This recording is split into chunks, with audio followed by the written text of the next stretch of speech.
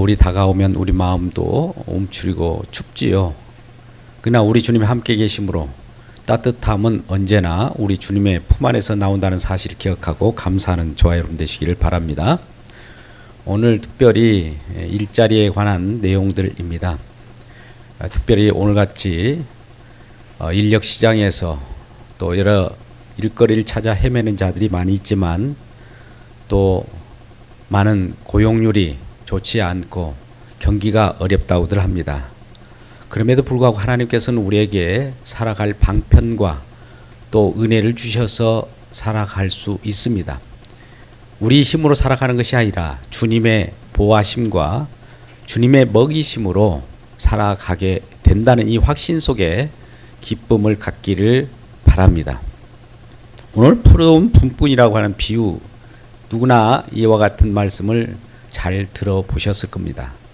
근데 오늘은 저는 초점을 달리해서 품꾼보다도 이 품꾼을 고용한 주인의 초점을 맞추어서 말씀을 증거하고자 합니다. 여러분, 이야기는 이렇게 시작합니다. 일을 하고 싶어도 일할 것이 없어서 놀고 있는 날품팔이를 하는 사람들을 포도원이라는 일터에 들여보내는 한 주인이 있었습니다. 그가 이른 아침에 나가서 날품을 팔고자 하는 일용직 근로자들을 모아다가 한 데나리온씩 품삯을 약속하고 포도원에 들여보냅니다. 이른 아침 6시, 그 시간은 아마 예수님께서도 한적한 곳에 기도하는 시간이었을 겁니다. 그 시간에 나가서 먼저 품꾼을 구해서 포도원으로 들여보냅니다. 그 주인은 또 다시 9시에도 장터에 나갑니다. 나가서 놀고 서 있는 사람들이 있어서 그들에게도 비슷하게 상당하게 임금을 주겠다고 약속하고 들여보냅니다. 또 이 일꾼은 집에 머물지 않고 또다시 12시 정오 정도에 또 장터에 나가서 동일하게 약속하여 들여보냅니다. 이러한 일들이 12시 뿐만 하는 것이 아니고 또 오후 3시에도 나갑니다. 여러분, 이 당시에 일이라고 하는 것은 해 뜰 때부터 해 질 때까지, 물론 12시간 일을 한다고 하면 오전 6시부터 오후 6시면 종결이 될 거예요. 그래서 12시간 풀로 인력시장에서 품꾼으로 픽업이 되어서 포도원에 들어갔다면 큰 횡재를 맞은 것이죠. 3시 정도에 픽업을 했다라고 하는 것은 거의 이제 3시간밖에 남지 않는 그 시간입니다. 그럼에도 불구하고 이 주인은 그 시간에도 나가서 그들을 픽업해서 포도원으로 들여보냅니다. 여러분, 이 주인은 더 이상한 행동을 합니다. 파장이 6시인데 이제 6시를 1시간 앞둔 5시에도 나가서 품꾼을, 일용직 근로자를 모아다가 그 포도원에 들여보냅니다. 5시, 파장 1시간 전에 그들에게 묻습니다. 너희들은 왜 온종일 놀고 서 있느냐? 이렇게 물을 때 그들이 대답하기를 우리를 품꾼으로 우리를 일자리를 주지 않기에 이와 같이 있습니다. 라고 대답을 합니다. 이 주인은 그 1시간밖에 남지 않았지만 그럼에도 불구하고 너희도 포도원에 들어가서 일을 하라. 이렇게 그 포도원에 들여보내는 주인의 특이한 현상을 보게 됩니다. 오늘 일련의 이러한 이야기 과정 속에서 우리는 그 주인이 날마다 어떤 날은 굳은 날일 수도 있고 어떤 날은 햇볕이 쨍쨍 날일 수도 있습니다. 어떨 때는 더위에 있는 날일 수도 있고 어떨 때는 추위에 꽁꽁 얼어붙을 때 나가서 인력 시장에서 일꾼들을 찾는지도 모릅니다.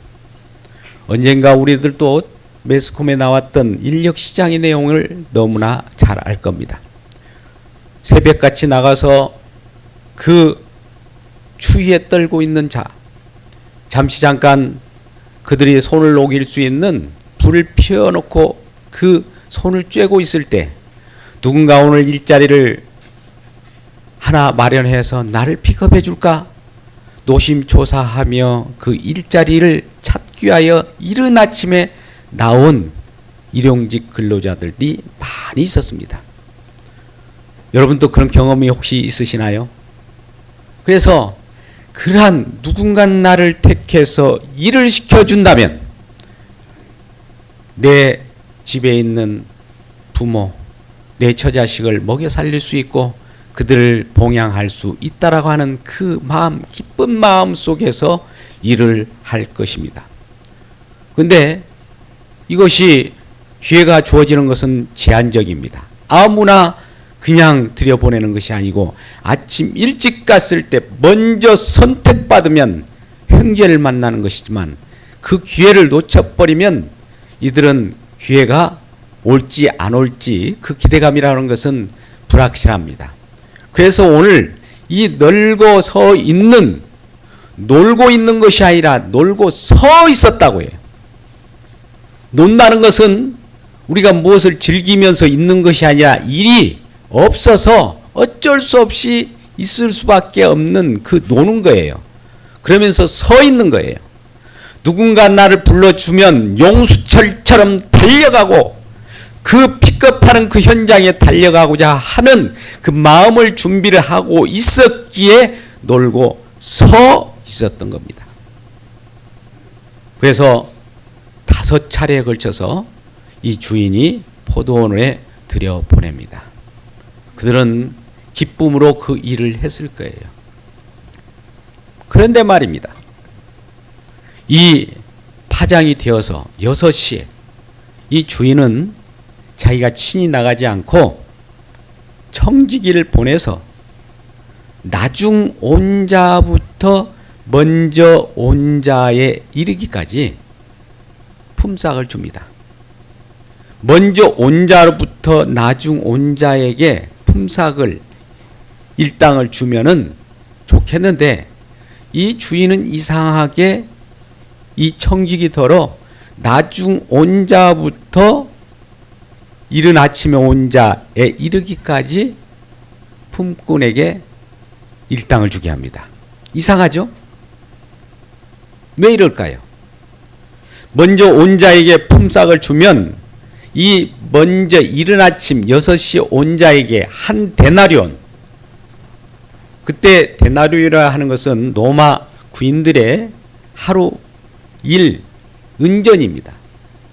오늘날로 보면 하루 일당 10만 원 정도 될 거예요. 그래서 그 먼저 이른 아침에 온 자가 수고했기 때문에 그에게 1데나리온을 주면 그도 하루 그 품삯을 받고 감사히 돌아갈 거예요.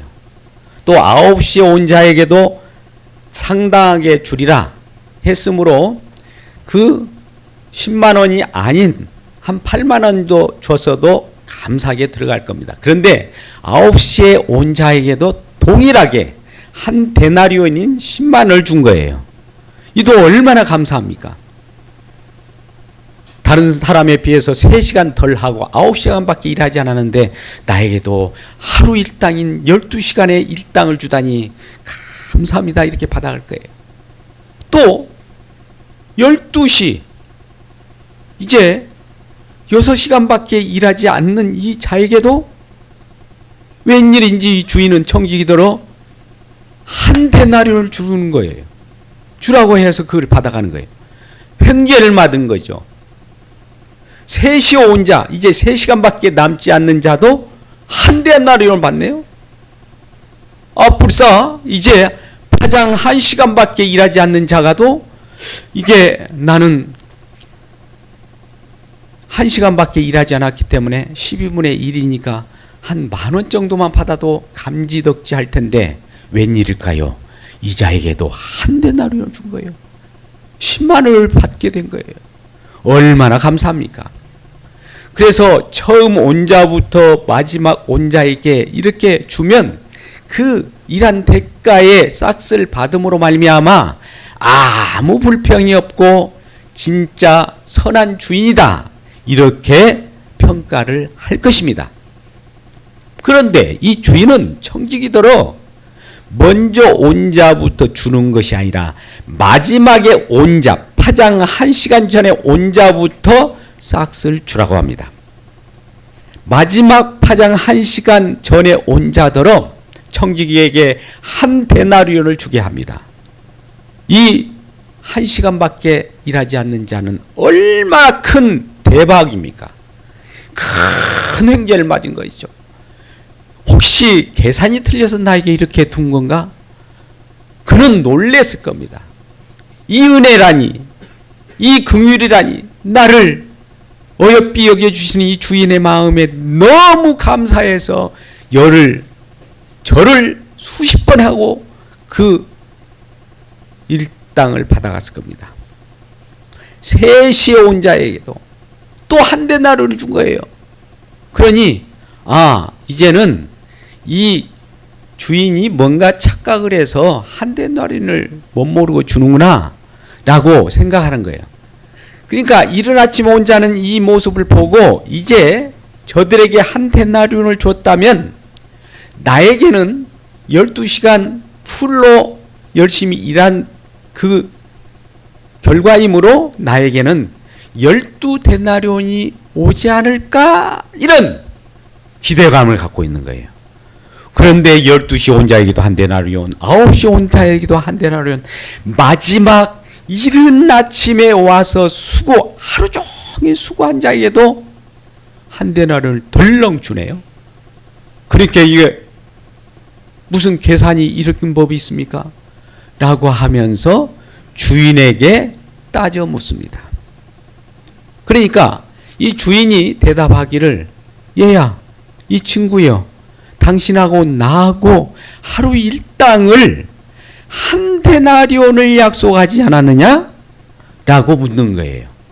그런데 웬일인지 나중 온 자에게 한 데나리온을 주고 또 3시간밖에 일하지 않는 자에게 한 데나리온 주고 6시간밖에 일하지 않는 자에게 한 데나리온 주니까 이른 아침에 온 자가 그들에게 비교하여 자기를 공정하게 대우하지 않았다는 원망을 하는 거예요. 왜 이것이 벌어졌을까요? 아까 이 제일 먼저 이른 아침에 온 자부터 임금을 줬다면 이런 불만이 없었어요. 이른 아침에 온 이 사람도 한 데나리온의 약속을 받았기 때문에 한우 일당을 받아갔으니까 감지덕지죠. 근데 왜 나중 온 자에게 그 일당을 주는 것을 보고 자기를 비교하니까 자기가 공정한 대우를 받지 않는 것처럼 느끼는 거예요. 왜 그럴까요? 이 주인이 그런다고 해서 12데나리온을 약속했습니까? 아니에요. 한 데나리온을 주겠다고 약속했어요.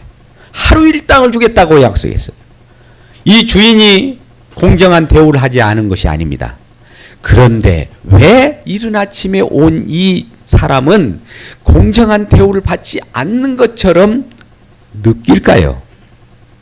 그것은 자기의 일한 대가, 자기가 하는 공로, 자기의 노력에 비해서 다른 사람은 형편이 없이 일했는데도 한 데나리온을 줬으므로 나는 그 이상으로 일했다는 자기 가치를 인정해 달라는 겁니다. 그런데 여러분, 오늘 본문의 첫 구절은 이렇게 시작합니다.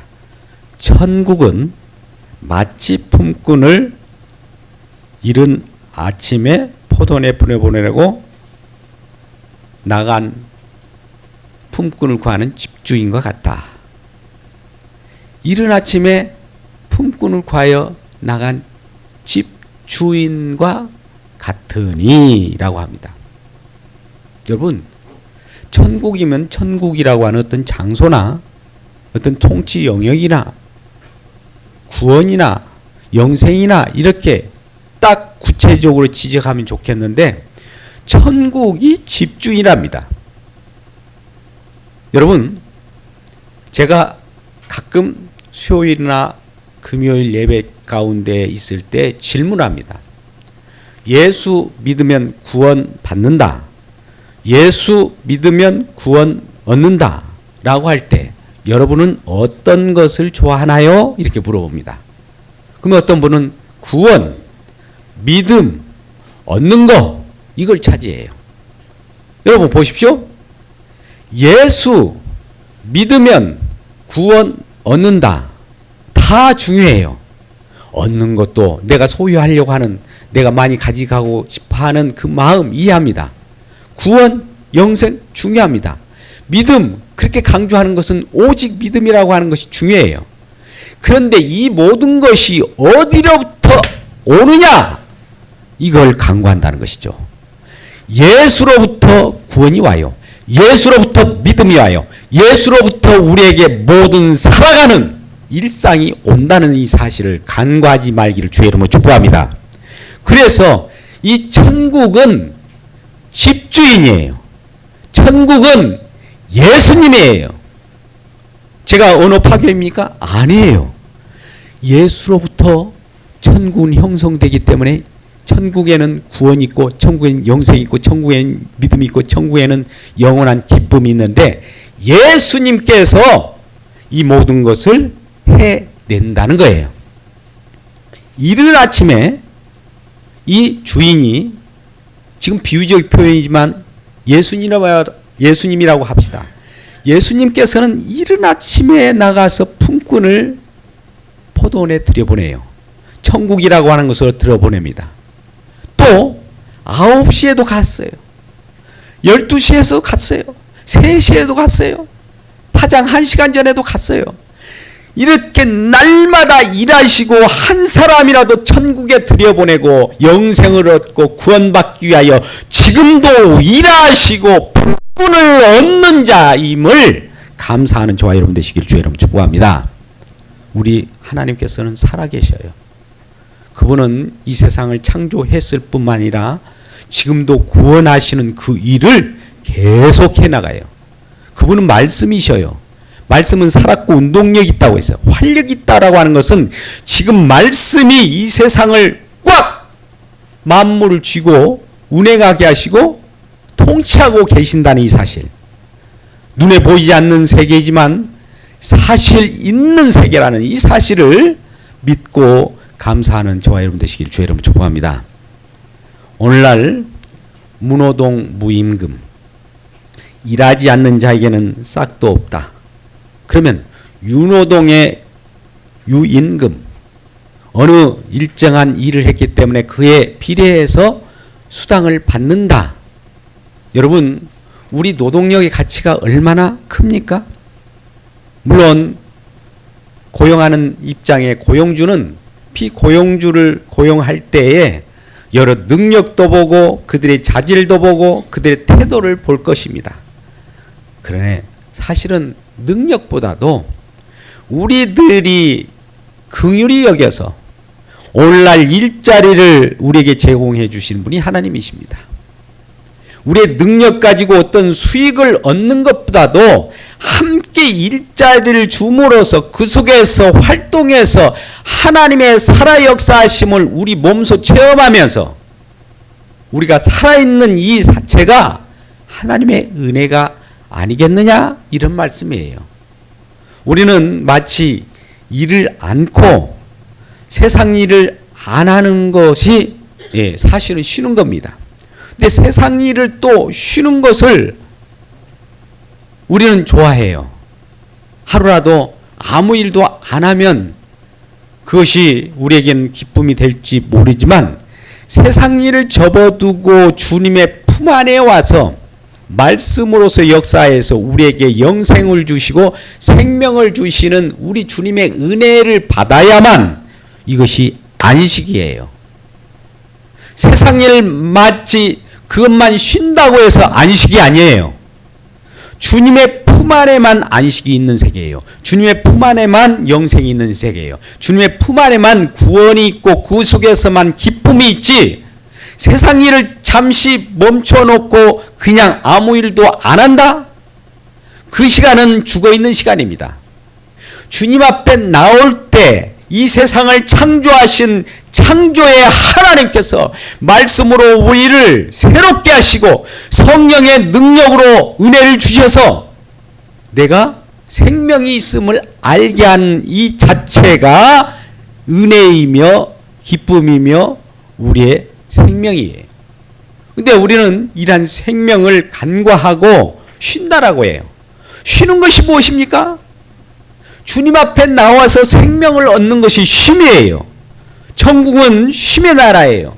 쉬는 것은 정지된 상황이 아니라 하나님께서 우리를 새롭게 기쁨으로 날마다 분출되는 그 사랑이 솟아나게 하는 그 세계라는 사실을 기억하시기를 주의 이름으로 축복합니다. 오늘 이 주인은 공정한 대우를 했어요. 누구에게도 먼저 온 자에도 한 데나리온, 12시에 온 자에게도 한 데나리온, 마지막 파장 1시간 전에 온 자에게도 한 데나리온. 그 주인이 각각 상당하게 약속한 대로 약속을 꼭 지켰습니다. 우리 하나님께서 우리에게 영생 주기로 약속을 했으면 꼭 구원을 줍니다. 그런데 우리는 이러한 하나님을 업신여기고 그 약속을 믿지 않기에 한 데나리온을 준다고 했으면 그거에 감사해야 되는데 왜 불공정하게 한 데나리온을 주느냐? 따져 물어요. 여러분, 이 주인이 이른 아침에 나갈 때 한 데나리온을 주겠다고 약속했어요? 이 주인은 분명히 지켰습니다. 근데 왜 이 이른 아침에 나가 수고한 이 품꾼이 원망을 했을까요? 이 하나님의 약속을 곡했던 거예요. 갑자기 자기 자신의 능력을 부각시키면서 12데나리온을 받는 것처럼 자기가 드높아진 거예요. 왜 이런 일이 벌어질까요? 그것은 하나님의 은혜보다도 자기 자신의 가치를 드높이기 때문입니다. 이 세상의 모든 것은 하나님의 은혜예요. 그 하나님의 은혜의 그 영롱한 가치가 우리들에게 부어질 때 그 은혜 받은 자로서 감사할 수밖에 없는 거 아닙니까? 그런데 이 먼저 온 이 품꾼이 나중 파장 1시간 전에 온 자에게 왜 그에게 한 데나리온을 주었냐고 원망하는 것과 같습니다. 여러분, 혹시 파장 1시간에 전에 온 품꾼이 그 가정이 어떤 처지인지를 생각지를 안 하는 거예요. 그는 하루에 그 일자리를 구하지 못해서 이제 파장 1시간 전에 왔지만 1시간이 지나버리면 집으로 그냥 돌아가야 됩니다. 허탕치고 공치는 날이에요. 가정 가운데 병들어서 병원에 허덕이는 부모님이 계실 수도 있고 자녀들이 끼니가 없어서 굶주릴 수도 있을 수 있는데 그에게도 동일하게 한 데나리온 주면 얼마나 먼저 온 자로서도 그에게도 그런 처지가 있기 때문에 주는 것이 마땅합니다. 주인 그렇게 하셔요. 이런 것이 옳지 않겠습니까? 근데 왜 나만 받아야 되고 다른 사람은 무시해야만 된단 말입니까? 오늘날 이런 우리의 마음이 혹시 있지 않습니까? 다른 사람은 죽어도 나만 살면 된다라고 하는 생각. 이것이 이 세상의 법칙이라면 천국은 마치 품꾼을 이른 아침에 구하려고 나간 집주인과 같이 누구에게도 다 같은 은혜로 공평하게 평화롭게 살아가기를 원하는 나라입니다. 이런 나라를 몰고 온 분이 오늘 또 저와 여러분에게 질문할 거예요. 천국이 가까웠느니라. 회개하라. 너희들은 마음 가운데 너의 풍족한 것들을 채우려고 하는 자들아, 이제는 회개하여 주변에 있는 어렵고 가난한 자, 공정한 대우를 받지 못한 자, 기진맥진한 자를 찾아가서 같이 나누라는 거예요. 이게 바로 천국이라는 겁니다. 오늘 저와 여러분이 이러한 천국으로 살아가기를 주의 이름으로 축복합니다. 오늘 주인이 의도적으로 청지기를 시켜서 나중 온 자로부터 먼저 온 자에 이르기까지 임금을 주게 하는 그 의도는 우리가 어떤 일한 대가로 살아가는 것이 아니라 누구에게도 공평한 은혜로 살아가는 천국이라는 것을 가르쳐 주고 싶었던 거예요. 오늘 비유의 말씀을 왜 하게 되었을까요? 마태 저자는 19장에서 이렇게 기록하고 있는 내용들이 나옵니다. 19장에 보면 이 어떤 부자 청년이 자기가 예수님께 와서 무엇을 하여야 영생을 얻으리까? 어떤 선한 일을 하여야 영생을 얻으리까? 이렇게 물어보는 거예요.